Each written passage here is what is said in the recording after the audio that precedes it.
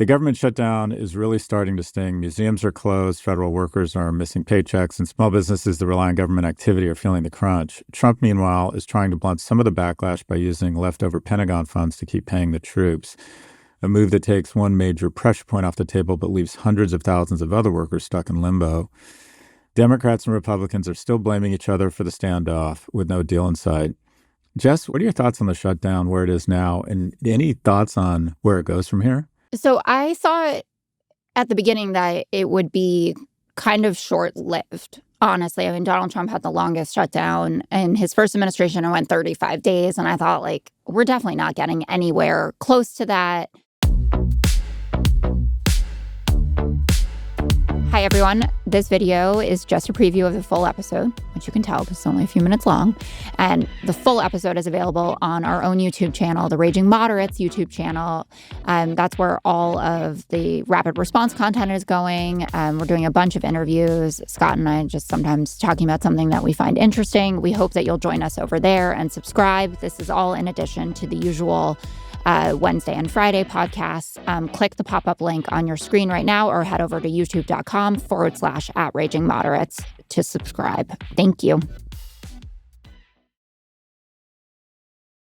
Frankly, didn't give Democrats, I guess, enough credit for backbone, and I thought that they would find some way to yes relatively quickly because Republican pressure and pressure at home as well, because it's, there are people who vote for Democrats, certainly, in their districts who might be saying, like, hey, I need my paycheck or I need the country to work. Like, we had a vacation plan to this national park, the museums, et cetera. But it feels to me like this is going to go for a long time at this point. And you see both sides really kind of hunkering down. Big change in dynamics. I think this shift away from are the Democrats going to cave, and hat tip to Chuck Schumer, who I think has kept the Senate caucus in line, and Angus King, who was one of the 3 Democrats that had voted to keep the government open, now has changed his mind, and now he is siding with the majority of Democrats. And there's real pressure on Mike Johnson. We know the public opinion is against the Republicans on this, between 10 and 15 points. They blame the Republicans more.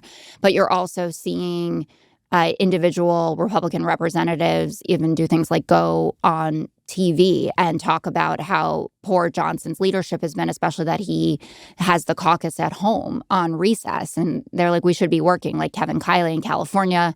Marjorie Taylor Greene has been making the rounds to complain about Mike Johnson and the healthcare system in general, which we should talk about, because it's not as if, just extending the subsidies solves the problem. We still have the most expensive healthcare in the world, and it's burdensome no matter what. There was a private Republican lawmaker call, and apparently 3 more Republicans on that call raised concerns about the House being out of session. Stephanie Bice of Oklahoma, Jay Obernolte of California, and Julie Fedorchuk of North Dakota. So that's a pretty wide range of representatives from, all over the country, and places that you would expect to be pretty diehard in support of the Republicans and like what Trump wants. And they're saying you can't just tell us to sit at home while this is going on. Like, this is a legitimate state of emergency, and this is why people elect us, right, to make sure that the government is running. So those are kind of my top line thoughts. You're the pollster here, and what I've seen, or what's in the data here, is that 40% of people surveyed, or 41% of Americans, hold the GOP accountable versus 30% for Democrats. So it feels as if Democrats, they all lose, but Republicans lose more. So I don't see the incentive for Democrats to give an inch. And it feels like they've been very pointed and strategic on focusing on healthcare. And yesterday I was on a radio show here in the UK, and they asked me who was the leader of the Democratic Party. And I said, it's Marjorie Taylor Greene right now. That essentially she's the most articulate. She's personalized the issue, saying my kids' premiums are going to double. I think we need to come together. She's, quite frankly, just been everyone loves what they perceive as a turncoat. If you want to get the cameras going, just recite the talking points of the other side, right? So, but she is, I think she kind of I mean, who would have thought that the sanest person in the Republican Party would be Marjorie Taylor Greene? I think everyone is totally flummoxed here. But it feels to me that in Kalshi, the betting market or the speculation market is forecasting that it'll be shut 37 days. I think that what's happened in the Middle East has probably taken their eye off the ball or taken some of the sense of urgency away. And I think the Democrats are going to get most or all of what they want here, because every day this goes on, it cedes advantage from the Republicans to the Democrats. So this feels like at some point, Mike Johnson gets Democrats in a room and says, all right, how do I declare victory and get this done by giving you some or not all of what you want? But I would imagine that Leader Jeffries and Senator Schumer, for the first time in a while, actually feel some mojo and some juju here.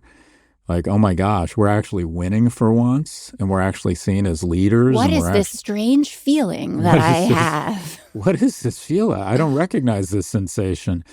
So I think it really comes down to what extent is Speaker Johnson willing to rally some Republicans to give on these extensions of subsidies for Obamacare. My sense is the Democrats are winning here. Your thoughts? Yeah, I think a little bit. I mean, listen, winning a political battle when the government is shut down and that's affecting everyday Americans isn't the same kind of win, right? Because there are people who are out there losing that they're trying to protect. But yes, I think that they have been able to clearly and articulately advocate for their position, which is this is about protecting Americans' health care. And I think that if a deal is done, it will be about the ACA subsidies. I don't think that they're going to get a rollback of the Medicaid cuts from the big, beautiful bill, which is also part of what they want. I think that that is kind of the prized possession of the administration, and no one's going to be touching that. You saw Trump come out and say, well, we'll find a way to pay our troops and law enforcement. An OMB spokesperson said, OMB is making every preparation to batten down the hatches and ride out the Democrats' intransigence, pay the troops, pay law enforcement, continue the reductions in force, and wait. So that's the key part of this for Russ Vought. He is having a field day with the amount of layoffs that they can do. And they had another one of those. Did you see they fired like 1,000 CDC scientists on Friday night and then, of course, had to rehire most of them back because, whoops, we got rid of the wrong guys again. Makes me think of the early days when they were getting rid of all the weather people. And then they were like, oh my God, what are we supposed to do here? You know, we don't have air traffic control. Nashville Airport has to shut down for 5 hours a couple of days ago. I mean, it's having a very real impact, but it's exactly what Russ Vought wants out of it. And I think that Trump, in his constant quest to be able to declare victory about something, if they find a way to move the pay for troops and law enforcement and maybe some nutritional assistance for women and children, which has also been a conversation point, and get that kind of carved out, then he can say everything else that's bad that's happening to you is the Democrats' fault. And I'm out here protecting our troops and our police officers. Should say that Leader Jeffries wants a standalone bill to make sure that the troops get paid. Maybe they make a compromise, or maybe Trump just wants to take it as kind of an executive action. He loves to take from his tariff pot of money, which he says is, $17 trillion, and there's no accounting of that actually having happened at that level. But at least that's what he's kind of posing could happen. I want to double tap. Is that the phrase? Double tap on the Democrats' winning part, at least in this microcosm of the fight, because it's been interesting for me to see how, Democrats can be up on the generic ballot. They're winning, on who's to blame for this, and they're most favored on who's best to handle healthcare. But the other main issues that matter to voters, like the economy, like immigration, they still prefer the Republican Party. Like Trump is underwater on it. But I've been thinking about, if the election were held today, kind of examples. And I still don't think that it would be a slam dunk that Democrats would come away with anything close to a big majority. And that is concerning. I think that we would win the House, but maybe by a couple seats, and you want it to be a really definitive win so that you can actually manage to get things done, because you're going to lose a few people in every vote. So what do you make of that situation with Republicans still being favored on who's best to handle the economy, et cetera? I think the unfortunate reality is that America would rather have an autocrat who's perceived as strong than Democrats who are perceived as weak. And what I think the basic axiom of American politics can best be described by what David Frum said, and that is, if liberals won't enforce borders, fascists will. And America wants that. America would rather see an overreaction, coarseness, and cruelty to weakness. And by the way, I'm not advocating for that. I'm not sure I'm not sure. I don't think it's the right thing to do. But America is voting. America seems more outraged by Jimmy Kimmel being taken off the air than they are about, a mass secret police force terrorizing neighborhoods. So the Democratic Party right now is pretty much leaderless. There are some governors who are getting some interesting attention, Governors Newsom, Pritzker. And I find everyone's talking about Bashir because nobody knows who he is. So everyone's looking for an empty vessel that'll be the great hope here. But yeah, I think Democrats are, as everyone says, is lacking a North Star here. And it feels like there's an incredible vacuum or void, if you will.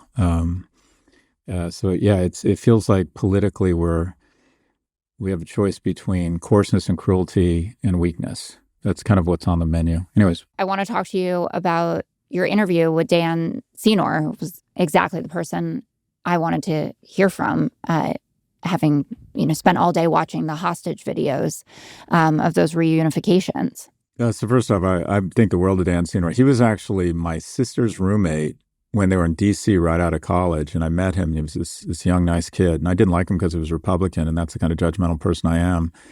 And then 30 years later, we reconnected over Israel or over the topic. I went on his podcast, and I've become, real friends with him, which isn't easy at my age, Jess. It's not easy. But anyways, we've been going back and forth on each other's pods. I thought one of the more interesting things he said, he kind of broke down why now? Why did all of a sudden everything come together for the peace plan? And he kind of outlined 5 different things, which really struck me, and 3 of them I'd never even considered before. Anyways, let's listen to a brief clip of our discussion with Dan Senor.